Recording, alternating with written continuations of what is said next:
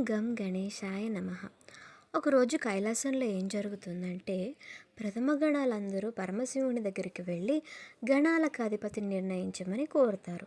అప్పుడు పరమేశ్వరుడు తన పిల్లలైన కుమారస్వామిని, విఘ్నేశ్వరుని దగ్గరికి తీసుకొని, ఎవరైతే ముందు భూలోకానికి వెళ్ళి అక్కడ పుణ్యనదుల్లో స్నానం ఆచరించి దేవాలయాలను దర్శించుకొని ముందుగా కైలాసానికి వస్తారో వారికి పట్టం కడతానని చెప్తారు. వెంటనే కుమారస్వామి అన్నయ్య కంటే తానే ముందు వెళ్ళాలి అని చెప్పి తన నెమలి వాహనం తీసుకొని భూలోకానికి బయలుదేరతాడు.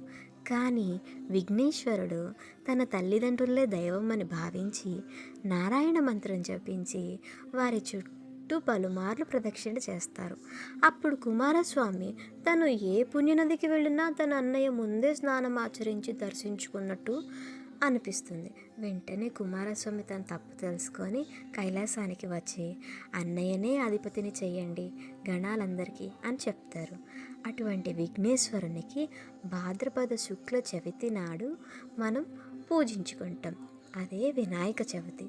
ఓం విఘ్నేశ్వరాయ నమః. ఈశ్వర అష్టోత్తర శతనామావళి పూజాం సమర్పయామి.